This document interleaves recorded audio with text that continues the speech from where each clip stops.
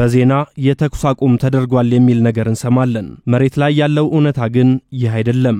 ሁሌም ሞት አንዣቦብናል። የመሬት መንቀጥቀጥ የተከሰተ እንጂ የቦምብ ጥቃት ብቻ አይመስልም። እኚህ ገለጻዎች በጋዛ ያሉ ዜጎች ያሰሙት የድረሱልን ጥሪ ነው። የጦርነቱ ነገርም በረደ ሲባል መፋጀቱን ቀጥሏል። እስራኤል ፍልስጤማውያን አካባቢያቸውን ለቀው እንዲወጡ ካዘዘች በኋላ የቦምብ ጥቃትን ፈጽማለች። ጥቃቱ የተፈጸመው በሰሜናዊ ጋዛ አካባቢ ሲሆን 48 የጋዛ ነዋሪዎች ሕይወታቸው አልፏል። የጦር አውሮፕላን ጥቃቱ በዴር ኤል ባላህ የሚገኘው አላክሳ ሆስፒታል ውስጥም ተሻግሮ በርካቶች መቁሰላቸውን የተነገረው።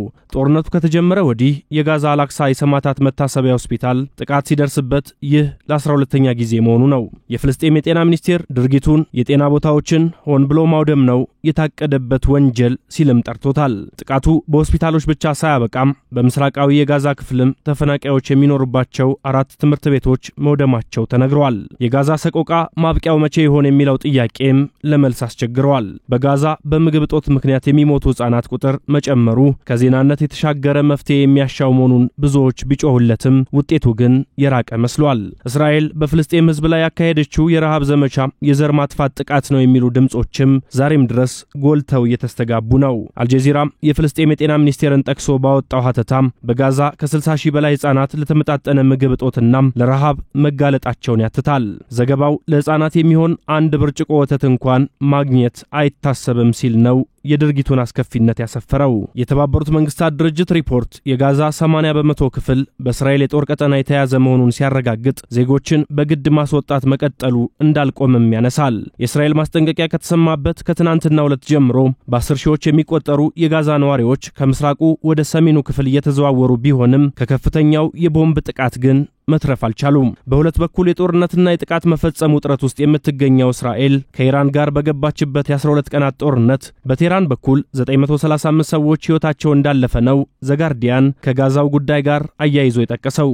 በእስራኤል በኩል የሚሰማው ደግሞ የመከላከያ ሰራዊቱ ቃል አቀባይ አቪሻይ አድራይ የእስራኤል ጦር በሰሜን ጋዛም አሸባሪዎችንና የሽብር መሰረተ ልማቶችን ለማጥፋት እየተንቀሳቀሰች ነው፣ አቋማችንም ይህ ነው ሲሉ ተደምጠዋል። የእስራኤሉ ጠቅላይ ሚኒስትር ቤንያሚን ኔታንያሁ በበኩላቸው ከኢራን ጋር የገባንበትን ተልዕኮ በብቃት በመወጣታችን በጋዛም በቴህራንም ያለውን ጉዳይ በቶሎ እንቋጫለን ብለዋል።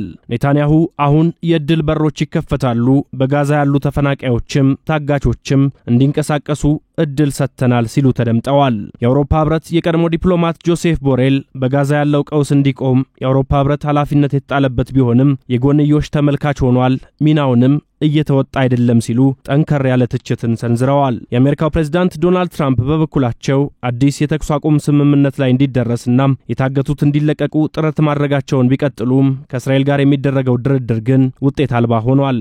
እስራኤል በጋዛ ወታደራዊ ዘመቻ የጀመረችው ሐማስ መስከረም 26 2016 ጥቃት ፈጽሞ 1200 እስራኤላውያንን ከገደለና 251ን ካገተ በኋላ መሆኑ አይዘነጋም። ታዲያ ከዚያን ጊዜ ጀምሮ በጋዛ ለ20 ወራት በቀጠለው ጦርነት ከ56500 በላይ ሰዎች መገደላቸውን በሐማስ የሚመራው የጤና ሚኒስቴር አስታውቋል። የመካከለኛው ምስራቅ ሁኔታም የታሪክ ጥላሸትነት ተስፋፍቶበት የተኩስ አቁም ስምምነት መሬት የማይወርድ መሆኑን መገናኛ ብዙሃኑ በስፋት ዘግበውታል። የጋዛው ሰቆቃም በየጊዜው አዳዲስ ነገሮች የሚታዩበት ሆኖ ተስፋ የመነመነበት መሆኑን ብዙዎች ይናገራሉ።